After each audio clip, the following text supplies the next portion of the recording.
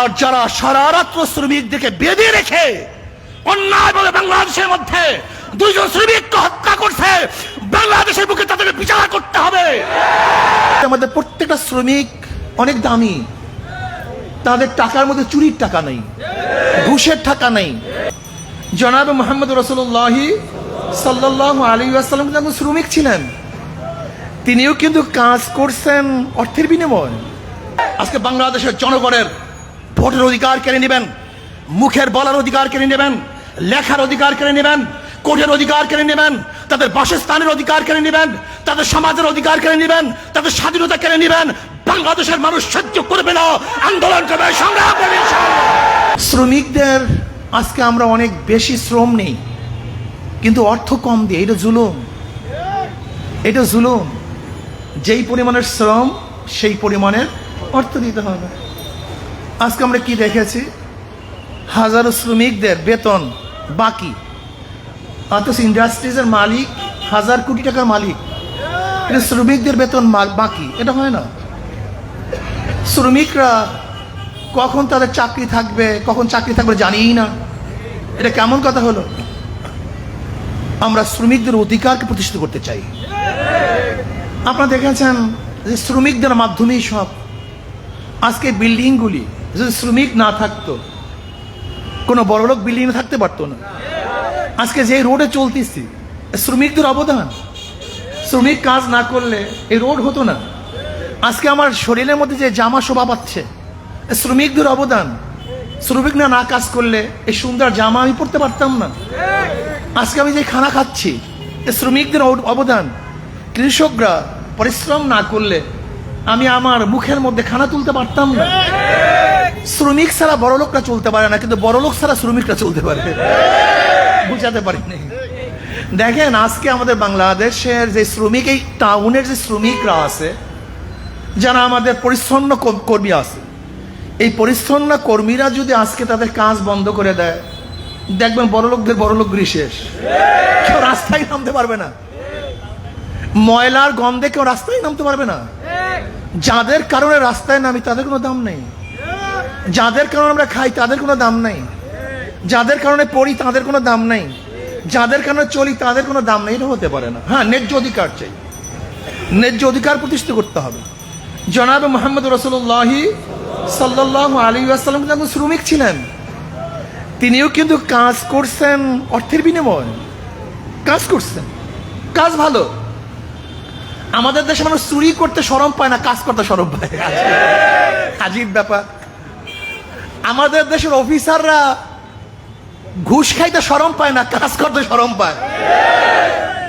আমাদের দেশে বড় লোকরা আত্মসাৎ করতে লজ্জা পায় না, কাজ করতে লজ্জা পায়। অথচ আমি মনে করি আমাদের প্রত্যেকটা শ্রমিক অনেক দামি, তাদের টাকার মধ্যে চুরির টাকা নেই, ঘুষের টাকা নেই, অবৈধ টাকা নেই। কিন্তু যারা আঙ্গুল নাড়ায়, জুলুম করে, অত্যাচার করে, তাদের কামার মধ্যে হালাল নাই, অনেকের কামার মধ্যে হালাল নেই, হারামে জর্জরিত। আজকে দেখেছেন প্রাক্তন আইজি সাহেব, ওই যে র্যাবের প্রধান ছিলেন, পুলিশের প্রধান ছিলেন, বেনজির আহমেদ, ডক্টর বেনজির আহমেদ সাহেব, দেখছেন ফিরিস্তি, শত শত হাজার হাজার কোটি টাকার মালিক। দেখেছেন ভূমিমন্ত্রীর অবস্থাটা কি, বিদেশে গিয়ে আর এক ভূমি দস্যু হয়ে গেছে। আপনি দেখেছেন বাংলাদেশের এই কয় বছরে কোন রিপোর্টের মধ্যে 7 লক্ষ, কোন রিপোর্টের মধ্যে 10 লক্ষ, কোন রিপোর্টের মধ্যে আসছে 14 লক্ষ কোটি টাকা বিদেশে পাচার হয়ে গেছে। আপনি দেখেছেন যে এই বিদ্যুৎ খাত নিয়ে, জ্বালানি খাত নিয়ে আমাদের প্রাইম মিনিস্টার অনেক গর্ব করে। দেখছেন রিপোর্ট, জ্বালানি খাতে ঋণ কত জানেন? 42,000 কোটি টাকা। জ্বালানি খাতে 42,000 কোটি টাকা ঋণ। অথচ দোকানদারকে প্রশ্ন করেন তো, কার বিল বাকি আছে কিনা, কোনো ঘরের বিল বাকি আছে কিনা, কোনো ঘরের বিল, দোকানের বিল, কোনো জায়গায় বিল বাকি নাই। বিল তো আগেই পে হয়ে গেছে, কিন্তু 42,000 কোটি টাকা চুরি হয়েছে। বাংলাদেশ ব্যাংক থেকে 4,000 কোটি টাকা নেই। এ তো যা আমরা জানি। আজকে ব্যাংকগুলি দেউলিয়া হয়ে গেছে, অনেক ব্যাংক দেউলিয়া হয়ে গেছে। আজকে আমরা কি দেখেছি বাংলাদেশের অবস্থা? যে এই নির্বাচন নিয়ে এই বাংলাদেশ স্বাধীন হয়েছিল, এই বাংলাদেশ কেন স্বাধীন হয়েছে আপনারা কিন্তু অনেকেই জানেন না, অধিকাংশ মানুষই জানেন না। শুধু জানেন পাকিস্তানের জুলুম করছে, অত্যাচার করছে, অবিচার করছে, অধিকার থেকে মাহরুম করেছে। এই কারণে বাংলাদেশ স্বাধীন হয় নাই। বাংলাদেশ স্বাধীন হয়েছিল ভোটের অধিকার না দেওয়ার কারণে। আওয়ামী লীগ সরকার তৎকালীন সময় ভুট্টো সাহেবের সাথে অনেক বেশি ভোট পেয়ে উভয় পাকিস্তানের প্রাইম মিনিস্টার হওয়ার মতো ভোট তার কাছে ছিল, কিন্তু ইয়াহিয়া খান, তৎকালীন সময় আইয়ুব খান, তারা কি করেছে? ভোটের অধিকার মর্যাদা রক্ষা করতে পারে নাই, বাহানা করেছিল। এই বাহানা করার কারণে, তাকে প্রাইম মিনিস্টার বানানো না করার কারণে এ দেশের মানুষ জাগ্রত হয়েছে, আন্দোলন করেছে, সংগ্রাম করেছে, এ দেশটাকে স্বাধীন করেছে। যদি পাকিস্তানিরা ভোটের অধিকার রক্ষা না করার কারণে তাদের বিরুদ্ধে সবাই সংগ্রাম করতে পারে, আন্দোলন করতে পারে, আমিও মনে করি আজকে হোক কালকে হোক আওয়ামী লীগ সরকার ভোটের অধিকার থেকে মানুষকে বঞ্চিত করেছে, ভোটের অধিকার রক্ষা করতে পারে নাই, জুলুম করেছে, অত্যাচার করেছে, অবিচার করেছে, মানুষকে হত্যা করেছে, খুন করেছে। আজকে হোক কালকে হোক বাংলাদেশের জনগণ ঐক্যবদ্ধভাবে আওয়ামী লীগের বিরুদ্ধে লড়াই করবে, সংগ্রাম করবে ইনশাআল্লাহ। সেই সময় আসতেছে। ইতিহাস থেকে আমরা সাক্ষী। আপনারা জানেন না, বাংলাদেশের মানুষ চুপচাপ থাকে, সহজে গরম হয় না। একবার গরম হলে তারা ঠান্ডা হতেও দেরি লাগে, সময় না, হঠাৎ ঠান্ডা হয় না। পানিকে বাঁধা দিয়ে রাখলে পানি কিছুক্ষণ থেমে থাকে, এরপর যখন প্রবল আকার ধারণ করে কোনো বাঁধ থেকে আটকিয়ে রাখতে পারে না। আজকে বাংলাদেশের জনগণের ভোটের অধিকার কেড়ে নেবেন, মুখের বলার অধিকার কেড়ে নেবেন, লেখার অধিকার কেড়ে নেবেন, কোর্টের অধিকার কেড়ে নেবেন, তাদের বাসস্থানের অধিকার কেড়ে নেবেন, তাদের সমাজের অধিকার কেড়ে নেবেন, তাদের স্বাধীনতা কেড়ে নেবেন। বাংলাদেশের মানুষ সহ্য করবে না, আন্দোলন করবে, সংগ্রাম করবে ইনশাআল্লাহ। আজকে শ্রমিকদের হত্যা করা হয়েছে ফরিদপুরে, শ্রমিকদের হত্যা করা হয়েছে, বিচার হয় নাই, বিচার করে নাই, ধামা চাপা দেওয়ার চেষ্টা করেছিল। যখন আমি প্রথম মুখ খুলেছি যে শ্রমিকদের হত্যার বিচার বাংলাদেশের বুকে হবেই হবে, এরপর সরকার নাড়াচাড়া দিয়ে বসছে।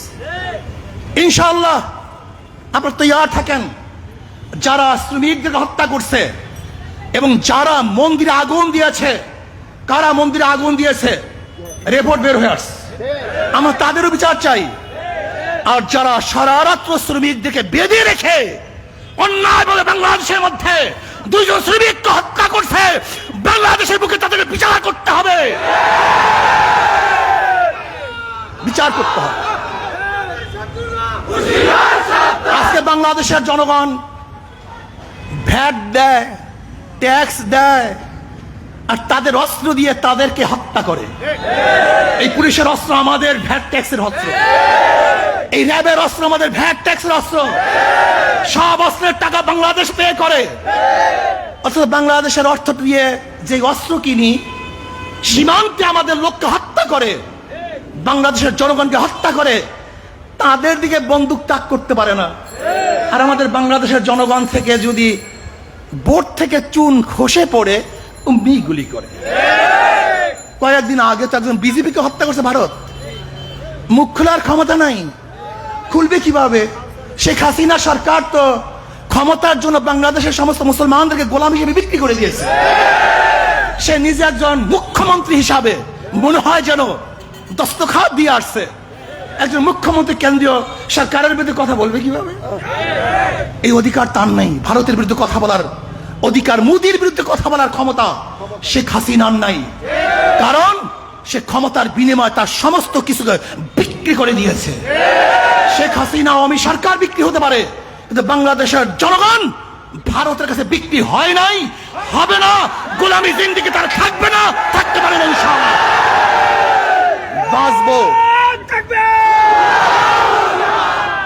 বাঁচবো, বাঘের মতো একদিন বাঁচবো তো সিংহের মতো একদিন বাঁচবো।